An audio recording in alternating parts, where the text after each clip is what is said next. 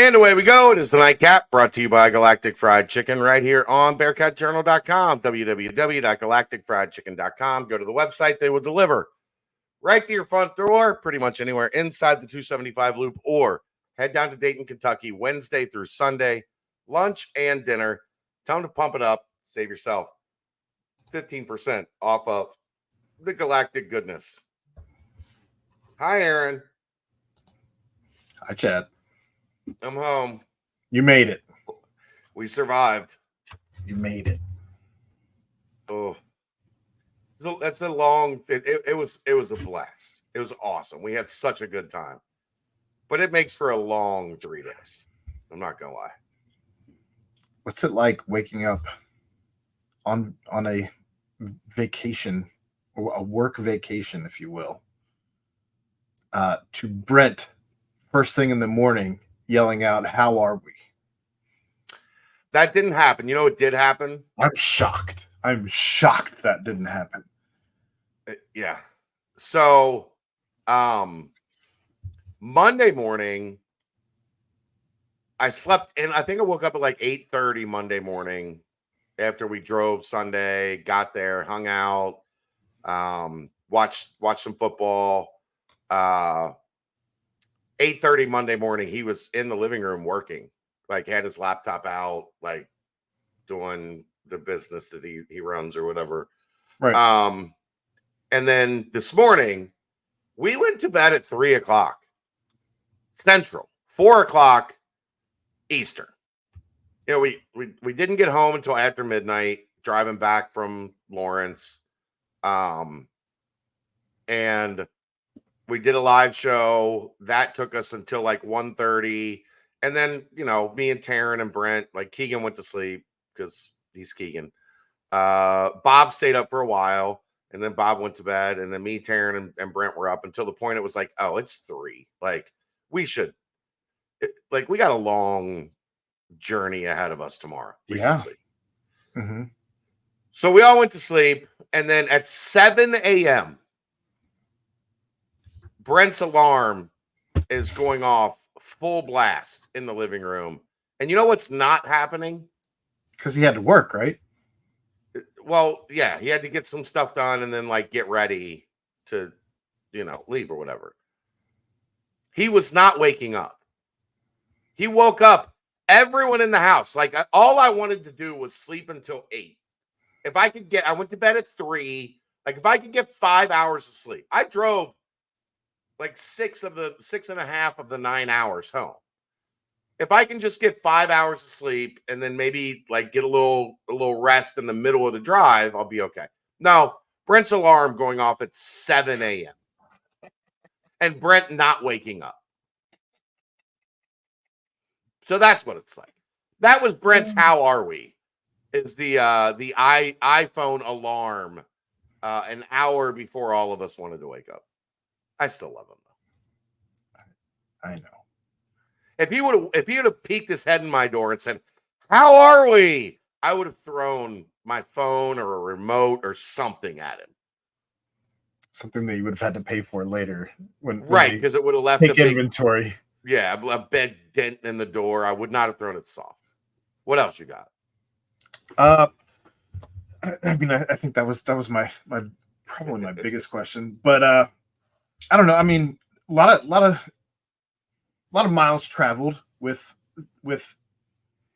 Taryn and Bob, guys that maybe this community is not familiar with. Bob being a member of the BCJ community for a long time. Bob and his wife have been members, and Taryn being your producer when you fill in for Mo. Yeah. So just wanted to point out who they were, as I'm sure you made reference to them. So all over the place. So Bob's not a hip hop guy, and if you've ever listened to me fill in for Mo, there's a very hip hop like vibe centric vibe. It's all the bumper music, like it's the ins, it's the outs. It's Taryn loves 90s hip hop. I love 90s hip hop, so it's like part of the vibe. So Bob takes over to drive the second shift today. And Oh, this is good. I'm in the back to take a little siesta, and Taryn was shotgun the whole time unless he was driving. So Taryn's got in DJ duty, like, right? That's why Taryn was shotgun, because he's responsible for the music for the most part. So Bob's like, I don't know, like, we've been listening to hip hop the whole time. Bob's like, I don't know, like some 70s, like some classic rock or whatever. And Taryn we had Sirius in the car. So Taryn puts on some classic rock. Bob made it through about a quarter of a song, and he was like, nah, hip hop's the vibe. This is a hip hop trip. So he had us put back on hip hop, and then casually throughout the rest of the way, Bob was freestyling. Oh my God. I just want you to know how much FOMO I've had for the last 72 hours. And I believe that caps it off. Bob was the MVP of the trip. Bob won the trip. Like, Bob had fun. He was in a great mood. He was always laughing and positive. He was freestyling multiple times. This wasn't like one-time thing. Even when he was done driving and he was in the back, all of a sudden we would just hear Bob freestyling behind us. And it was phenomenal. I loved it. He was the perfect addition to the trip. It was great. Just trying to there's lyrics I wanted to drop from Dead Prez. That's what I'm picturing Bob doing from the back seat. But then I also don't want this to be demonetized. So then he said, if this was a trip that Phyllis and I were on, Phyllis is his wife. She's been Phyllis is much more active on their Bearcat Journal account than Bob is. So you're I'm not going to give away who it is, but you're very, like, if you're a member of Bearcat Journal, you're very familiar with Phyllis. And there 100 times. So he said, if this was a trip that Phyllis and I were on, like, we probably would have watched some Looney Tunes or whatever. And then he has an Elmer Fudd impersonation. Of course he does. And then he said, started freestyling in the Elmer Fudd voice. That happened. It was it's an all-time your face Bearcat Journal moment. It's an all-time Bearcat Journal moment. That's fantastic. So yeah, it was good on you, Bob. This is why we love it. It was a great trip. If you're like, you guys, here's the thing: if you don't know Bob, some of you will remember Bob, because Bob was part of the subathon the last 3 hours to get us over 1,000 subs to get monetized. Bob was on that show, and it was incredible. Was that if you're that deep cut Bearcat Journal, you'll remember Bob, because he was on the last 3 hours of the subathon as we drunkenly spoke into the middle of the night trying to hit 1,000 members. And we did. Bob was part of the monetization of this channel. He was that. It was great. Bog Island Fieldhouse is awesome, dude. Yeah. Next time you have to go. I mean, next time the situation going on in my personal life should be a little different. So I know. Never mind. I was going to say bring them, but don't. No, don't. They're not old enough for that yet. As they get a little older, maybe we'll bring them to the fog with us, but they're not there yet. Not quite. There was a baby that the crowd went nuts over. They had the headphones on it, and they were holding it up like the Lion King. And the crowd was just losing its mind. And then they would show something else, and then they would come back to the baby, and they were still holding it up, and everybody would go nuts again. That place is awesome. Like, that's a fan base that gets it. Like, they have fun with it. Like, it was an awesome atmosphere. It really was a fun, like 2 hours, 2-hour experience. Good. I'm happy for you. Yeah. Sad I wasn't able to go. Me too. I wish you were there. You would have had a good time. Well, You would have been angry as a hornet after the game, but oh yeah, probably. But we're 10 minutes into this, and we did actually have some news today. 2 bits of news, if you will, as there are some new additions both to player onto the roster, and well, we haven't talked about it, and also to the personnel as white smoke went up and a new DC has been anointed. yeah, that was so. I did manage to go back to sleep after Brent's alarm went off at 7. And then I woke up at 8 to Keegan tapping on the door. Hey, there's a new defensive coordinator. Are you still sleeping? No, I'm up. Yeah. Keegan's like, I went to bed at 1, you guys. As soon as we were home. Well, he did the live show and then he went straight to bed. I'm picturing Keegan in one of those like button-down nightgowns with the cap that goes with it, and a candlestick. Yeah, see, Chad. Yeah, see, there's a new defensive coordinator. See.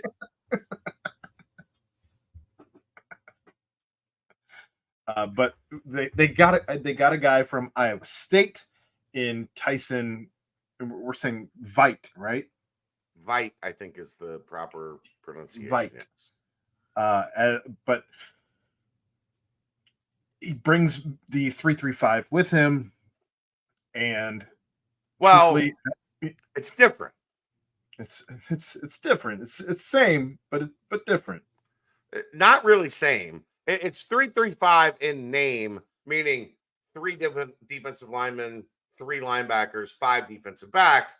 Right. But instead of 3 corners and 2 safeties, it's 3 safeties and 2 corners. So it's essentially like an evolution. They used to call it the stack, the 3-3-5 stack. Okay. Where you have 3 guys stacked at each level. Defensive linemen, linebackers, safeties. It's kind of an evolution of that defense. Here's the thing. Under Matt Campbell, Iowa State's defense has been awesome for a long time. Now, correct. Matt Campbell is essentially the defensive coordinator. Sure. Veit has been the linebackers coach. He has produced a ton of high level linebackers since he got to Iowa State with Matt Campbell. He was, considered to be kind of the defensive coordinator in waiting for Iowa State. This is why I tread very carefully on coordinator hires, especially because what did we think we were all pretty sure of, Aaron? This guy wants to stay inside the Appalachian State coaching tree. Right. The coaching tree that this spawned from is, guess what? Scott Satterfield worked at Toledo with Matt Campbell. Mm-hmm. And that is the branches of this tree. He didn't work directly with Veit, but he did have ties to this situation where he could get the information that was necessary on the guy that he wanted to hire. That's why I tread lightly on these things. Like, I don't think it does any good to blow a bunch of smoke when we don't know exactly like the depth of where this is going. And today it got final. Well, it's public. It's not official from UC at this point in time, but I have confirmed through my sources this is expected to be, done. I'm sure they would like to get him here at some point this week with their elite recruiting event for juniors coming up on Saturday. Sure. I think my favorite thing about this hire is the fact that he has more Big 12 knowledge and familiarity than the entire staff combined. Yeah. And I think that as a team that struggled in defensively in this conference, I think that's nothing but a good thing to have at the helm of the defense. Great. Look, we all wanted more of this when the staff was hired, right? Right. Well, and we almost had that in the offensive coordinator. Yeah. Like general, again, but Sat calls the plays, whatever. This is going to be a little different because Veit is going to be the architect of this defense. Right. That is not what Scott Satterfield like specializes in. So this guy is being brought in to run UC's defense. But to your point, like, hell yeah, go get a guy that knows the Big 12 as well as anybody. Right. And bring him in because he should have a great feel for everything that's happening around the program. So I don't know a ton about the entire situation yet. Normally when I'm like under normal circumstances, Aaron, today would have been the perfect day for them to hire a defensive coordinator because I just could have been on the phone all day. Right. But instead, we drove through the fog for 9 hours. The fog did not let up. Actual fog from Kansas City to St. Louis to Indianapolis to Cincinnati and Effington and Terre Haute and Olaf and everywhere in between. Fog and like a light drizzle almost the entire way. Not fun. So that wasn't a great time to be on the phone, I didn't think. Not as you were driving, no. I can't imagine. With the life of 4 others in your hands. Yeah. So Brent was like, when I took a break and Bob drove, Brent was like, "What'd you find out about the new DC?" I was like, "You have been in the car with me. What do you think that I found out about the new DC? Nothing yet. Never changed, Brent. Goodness. Anyhow. And it was awesome. There was a player announced today as he did finally announce on Twitter that he was committed, but he has apparently been in the fold for a while. A couple days, I would imagine, since classes started. A while. We'll just go with a while. was once committed to West Virginia as a transfer out of the portal in this latest cycle. Had decommitted from West Virginia and followed Scott Satterfield a year later, but albeit did follow Scott Satterfield from Louisville, and that is Minkins. Josh Minkins. I knew it was a J. Defensive back from Louisville. Yeah, well, if you're gonna switch things up and run 3 safeties, you better get as many defensive backs as you can get. So probably need some safeties. Go ahead with the stats. Yeah, I think he had 21 tackles, if I'm not mistaken, last year at Louisville. I believe that's what I remember reading from Keegan. Yeah, but I think he was hurt. He was much more of a key figure in Satterfield's final year. And then last year kind of dealt with some injuries and a new staff and all that stuff. So kind of slipped down a little bit. But more defense. Look, what did we talk about coming into the offseason? Go get as many defensive backs as you can possibly find because they need help at all of those spots. So, yeah. 2 career picks. 55 tackles in 2022. Along with a sack, a forced fumble, and an interception that same year. 3 passes defensed in 2022. So that's his standout year. So I'm going to guess, as he has 3 years under his belt. That 4th year, I wouldn't know how many games he appeared in 2020. I'm not doing math right now. I'm just assuming he probably has 2 years left. Yeah. All I want to do right now is sleep. I'm so tired. All right. Good night, Chad. So tired. Good night, Aaron. So everybody, tomorrow night for the BCJ podcast. I've reached out to a couple people to see if they want to come on. I have not heard back yet. They might have signed non-disclosure agreements. We'll see how it goes. See you tomorrow. That's the Nightcap, brought to you by Galactic Fried Chicken, right here on BearcatJournal.com. See ya.